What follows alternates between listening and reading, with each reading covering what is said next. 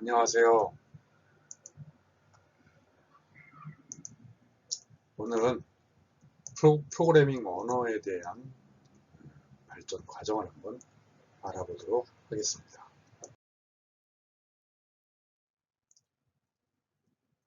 자, 우선 프로그래밍 언어의 발전 역사를 알아보기 전에 프로그래밍 언어라는 게 무엇인가 그거부터 한번 검토를 하고 넘어가도록 할게요. 프로그래밍 언어는 컴퓨터를 작동시키려면 명령을 내려야 합니다, 우리가. 근데 인간이 컴퓨터에게 지시할 명령을 기술하는 언어가 프로그래밍 언어다. 이렇게 생각을 하면 되겠습니다. 그리고 컴퓨터가 할 수 있는 일의 종류가 있어요. 현재 우리가 집에 있는 PC에 사용되고 있는 CPU라는 게 있죠. CPU 얘기 들어보셨을 겁니다. 그 CPU가 할 수 있는 일이 몇 가지가 없어요. CPU가 하는 일이 밑에 있는 산술연산과 논리연산, 이게 다예요. 그래서 산술연산, 그냥 덧셈, 뺄셈, 곱셈, 나눗셈이고, 논리연산, 우리 이진수 하는 거 있죠. 한 비트 단위로 연산을 하는, 그거를 이제 우리 논리연산이라고 해요. 그래서 이런 산술연산과 논리연산 밖에 CPU가 할 수 있는 일은 없어요. 근데 이 CPU가 하는 이런 산술연산과 논리연산을 명령어로 만들어 놨습니다. CPU를 설계하는 분들이 그 명령어들을 딱 정해져 있어요. 그 명령어들이 정해져 있고, 그 명령어들은 기계어 형태로 표현됩니다. 근데 기계어 형태로 표현되는 것들은 01, 01 뭐 이렇게 돼 있어서 무슨 명령인지 우리가 알아보기가 힘들어요. 그래서 그 명령을 알아보기 쉽게 하기 위해서 어셈블리 언어라는 것을 만들었어요. 이 명령어, 즉 이진수로 되어 있는 이 명령어를 이게 덧셈이다, 뺄셈이다, AND다, OR다 뭐 이런 명령 오퍼레이션과 그 다음에 데이터, 레지스터다, 아니면 뭐 메모리에서 가져오는 데이터다, 아니면 실제 들어가 있는 숫자다, 이런 것들을 보기 쉽게 만들어 놓은 게 사람이 이해할 수 있게 무슨 명령이구나 라는 것을 이해할 수 있게 만들어 놓은 게 어셈블리 언어입니다. 그래서 프로그래밍이라고 하는 거는 원하는 목표를 달성하기 위해, 여기서 목표라는 건 뭐겠죠? 어떤 데이터가 있어요. 그 데이터를 가공을 해서 내가 원하는 결과를 뽑아내는 것, 그게 목표겠죠? 원하는 결과를 얻기 위해서 인스트럭션을, 즉 CPU에서 이미 정해져 있는 그 인스트럭션을 논리적 순서로 나열하는 행위, 이것을 프로그래밍이라고 또 정의를 할 수가 있어요.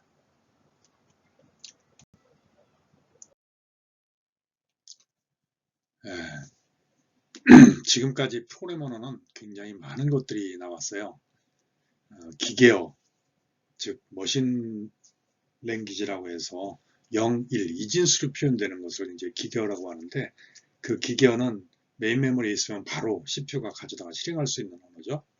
그런데 사람들이 그 컴퓨터한테 일을 시킬 때 그 기계어로 0, 1, 0, 1 뭐 이런 걸로 일을 시키려면은 얼마나 깝깝하겠습니까? 그래서 나온 게 어셈블리어라는 것이 있어요. 이 어셈블리 언어는 기계어를 1대1로 매핑을 한 언어예요. 이따가 얘기를 하겠지만.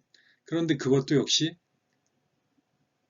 프로그램이 실행되는 전체적인 절차를 이해하는데 굉장히 어려웠어요. 그래서 개발되기 시작한 게 고급 언어가 이제 개발되기 시작했는데, 고급 언어라는 것은 사람이 쉽게 이해할 수 있는 표현 형태를 가진 거예요. 가장 기본은 우리가 수학 시간에 공부했던 A equal B 플러스 C, 그리고 Y equal fx, 뭐 이런 개념 있죠. 네, 함수와 그 연산하는 것. 이러한 표현 방식을 기본으로 해서 개발된 언어가, 최초로 개발된 언어가 포트란이라는 언어입니다. 굉장히 많은데 그 중에 빨간색으로 표시한 것들을 좀 이따가 자세하게 한번 볼 거예요. 그리고 이 포트란은 이제 주로 과학계산용으로 나왔고, 그 다음에 코볼이라는 게 나왔어요. 컴퓨터를 회사에서 회계 처리라든지 뭐 이런 테이블 형태의 데이터를 처리하는데 특화돼서 만들어진 언어가 바로 이 코볼이라는 언어예요. 이 코볼이라는 언어는 지금까지도 사실 사용되고 있어요. 그 다음에 이것저것 포트란과 코볼을 둘 다 뭐 표현 쉽게 쓸 수 있는 방법이 없을까 해서 다양한 프로그래밍 언어들이 나왔는데 그래도 아직 이 코볼만큼 그 회사의 로지컬한 업무를 처리하는 절차적인 업무를 처리하는데 적절한 언어는 뭐 새로 나온 거는 없는 것 같고요. 중간에 이제 70년대 초반에 나온 C 언어라는 게 있어요. 이 C 언어는 유닉스를 개발한 그 사람이 유닉스 개발의 중추적인 역할을 한 사람이 OS를 유닉스라는 OS를 이 C 언어로 바꿔버렸어요. 고급 언어로 바꿔버린 거예요. 어셈블리어로 되어 있던 걸. 그러니까 OS를 여기저기에다가 서로 다른 하드웨어 플랫폼에다가 포팅을 할 수 있게 됐어요. 그래서 이 C 언어가 나오면서 OS의 개발이 엄청 쉬워집니다. 그래서 지난 2주 동안 OS 발전 과정을 볼 때 굉장히 많은 종류의 OS가 나왔는데 유닉스 이후에 다 파생된 것들인데 그렇게 다양하게 많은 OS들이 연구 개발이 됐던 이유가 이 OS가 C 언어라는 고급 언어로 쓰여진 이유입니다. 그 다음에 또 특이하게 나왔던 것 중에 하나가 스몰톡이라는 언어예요. 이 스몰톡이라는 언어는 객체 지향 개념의 프로그래밍 언어입니다. 그리고 이 스몰톡이라는 언어는 애플의 맥킨토시라는 초창기에 GUI를 지원하는 컴퓨터 있었잖아요. 그 컴퓨터의 GUI를 표현하기 위한 언어로 나왔어요. 그래서 애플의 맥킨토시의 이 스몰톡 언어로 그 그래픽들을 표현하는 그런 프로그램들이 많이 개발이 됐었어요. 이 스몰톡 언어는 또 자바에 영향을 줘서 객체 지향 개념을 넣을 수가 있었고요. C++도 C 언어에다가 이 스몰톡의 객체 지향 개념이 들어가서 C++가 된 겁니다. 자, 그리고 프롤로그라는 이라는 언어가 또 나오는데 이 프롤로그라는 언어는 로지컬한 언어예요. 로직 프로그래머 언어. 즉 어떤 조건이 만족되면 뭔가 액션을 취하는 그런 것들을 룰이라고 하는데 그 룰들을 여러 개를 만들어 놓고 그 어떤 조건이 만족되게 데이터 값을 변경을 해준다든지 하면은 그 조건이 만족되는 룰들이 실행이 되면서 또 새로운 데이터를 만들어내고 또 그 데이터에 의해서 또 다른 룰이 그 조건이 만족돼서 실행이 되는 이런 식의 프로그래밍 언어입니다. 기존의 이런 C나 코볼, 포트라인 언어와는 좀 완전히 다른 개념의 언어였죠. 그리고 이제 SQL이라는 테이블 형태의 데이터를 관리하는 특화된 언어가 또 SQL이라는 언어가 나왔고요. PHP는 서버에서 HTML 문서를 만들어내는 데 특화된 언어입니다. 이 이후에 이제 ASP니 JSP니 이런 서버 사이드 스크립트 언어들이 또 나왔고요. 자, 한번 넘어가 보도록 하겠습니다. 자, 우리가 프로그래밍 언어는 두 가지로 크게 구분이 됩니다. 하나는 컴파일러 언어와 인터프리터 언어. 컴파일러 언어는 이 그림에 있는 바와 같이 C나 C++, 코볼 이런 언어인데 고급 언어로 프로그래밍을 해놓고 그 프로그래밍 된 것을 컴파일링이라는 과정을 거쳐서 기계어 코드로 바꿔요. 머신 코드로 바뀝니다. 이 머신 코드로 바뀌면은 바로 이 머신 코드는 CPU가 실행할 수 있는 형태잖아요. 그래서 바로 실행을 준비할 수 있는 굉장히 빠르겠죠. 반면에 인터프리티드 언어는 프로그램을 파이썬이나 PHP, 루비 이런 건데 프로그램을 해놓으면은 이게 바로 실행을 바로 할 수 있어요.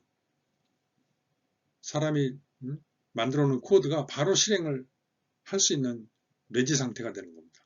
그래서 실행하면은 한 줄씩 읽어서 인터프리터가 한 줄씩 해석을 해서 머신 코드로 변경을 해줍니다. 머신 코드로 변경을 해서 바로 또 실행을 하는. 그런데 이제 자바 같은 경우도 인터프리터 언어인데 이 자바 같은 경우는 중간에 버추얼 머신이라는 게 있어요. 그래서 인터프리팅을 해서 버추얼 머신이 실행할 수 있는 코드로 변경을 해주고, 이 버추얼 머신은 또 이 인터프리트된 코드를 실행을 시키는데 이 머신 코드로 또 변경을 해서 실행을 시켜줍니다.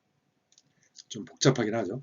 그래서 인터프리티드 랭귀지들은 그냥 소스 코드 자체가 실행 가능한 상태라고 보시면 되고, 실행 시작하면 한 줄씩 위로부터 한 줄씩 읽어서 기계어로 바꿔서 실행한다, 이렇게 생각을 하시면 되겠습니다.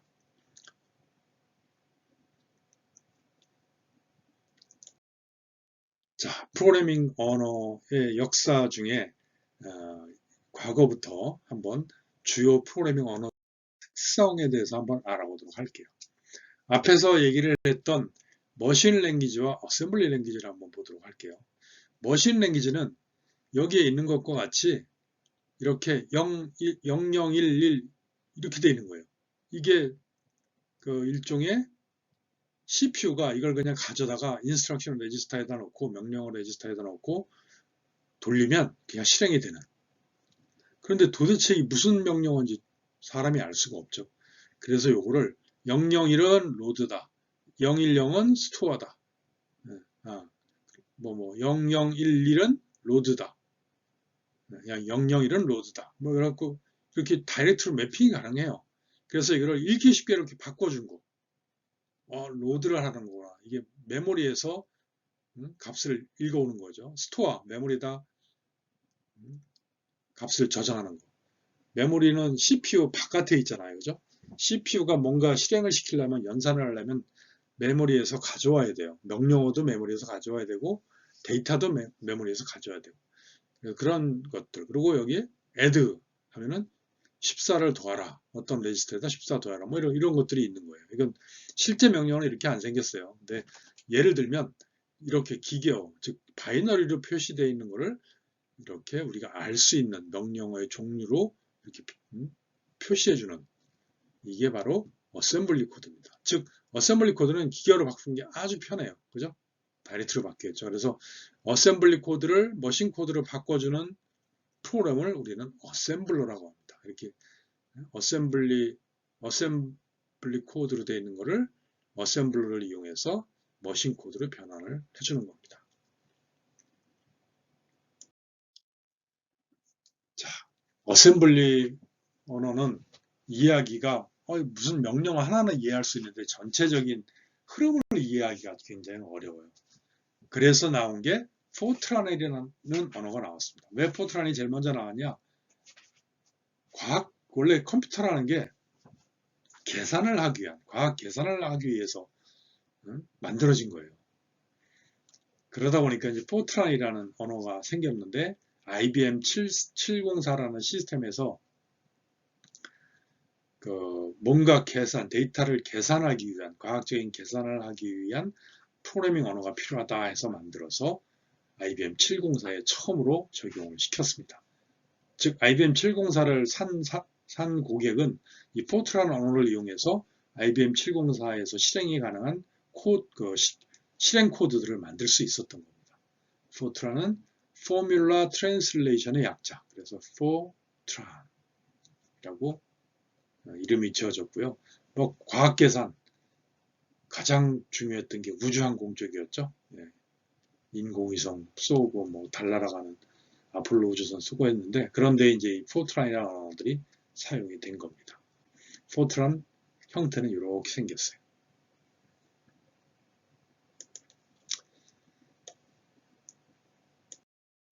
자, 그 다음에 포트란이 나오고 나서, 포트란은 이제 과학 계산을 위한 건데, 이 컴퓨터가 성능도 좋고 여기저기 이용할 때가 많아졌어요. 그래서 회사에서 회계 처리 업무를 하고 싶은데, 회계 처리는 그 숫자 계산만 있는 게 아니고 문자 계산도 하고 뭔가 표 형태로 데이터를 처리해야 돼요.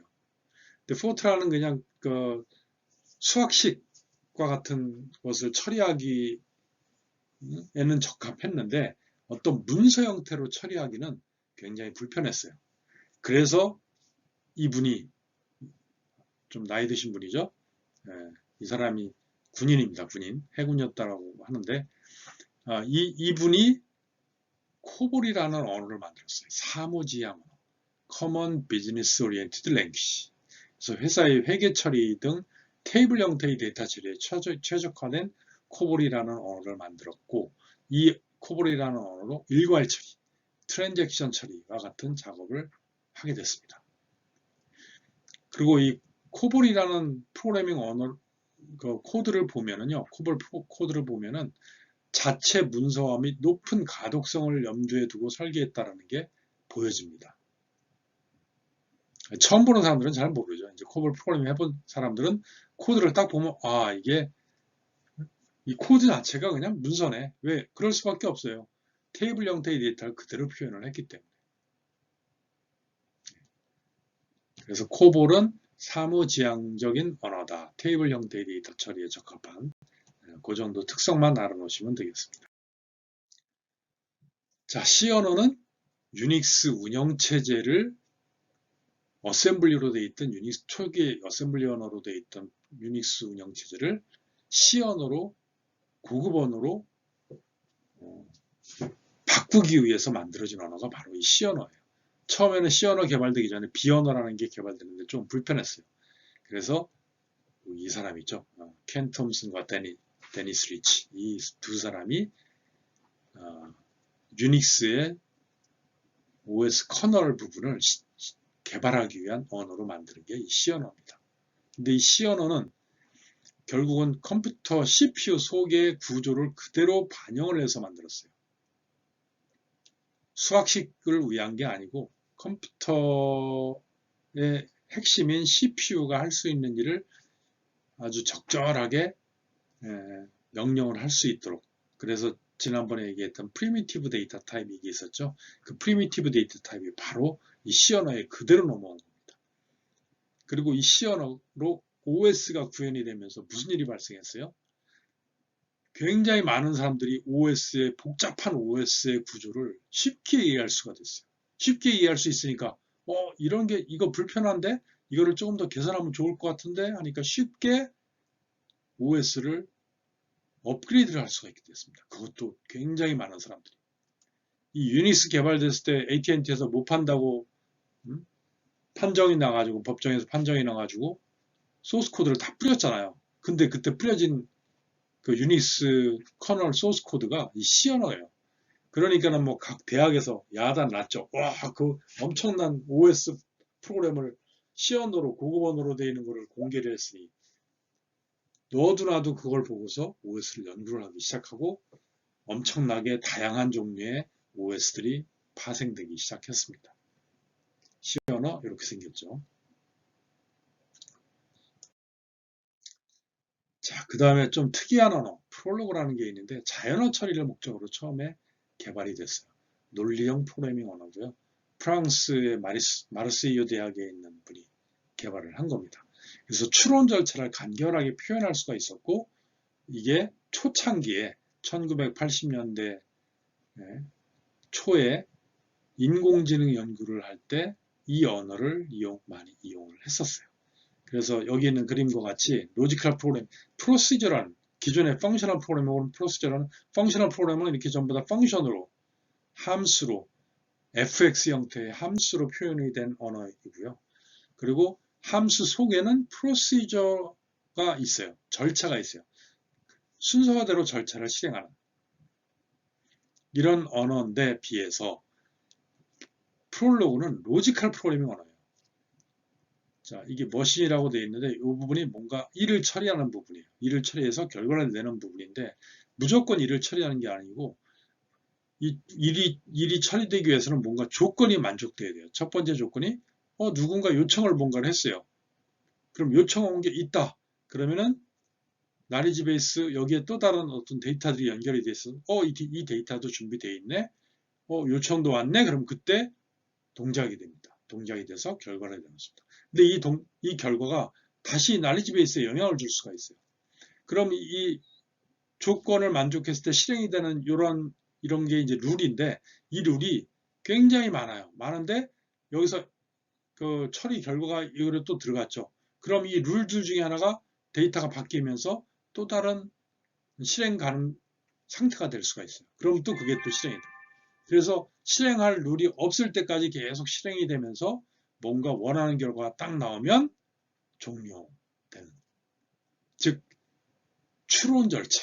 이 조건이 맞았어. 그럼 이게 처리되고 또 저 조건이 맞아서 저게 처리되고 그러다 보면서 원하는 결과를 얻는 최종 목표까지 목표점에 도달하면 오케이 하고 프로그램이 끝나는 형태입니다. 참 재미있는 언어인데 지금은 애숙하게도 사라졌습니다.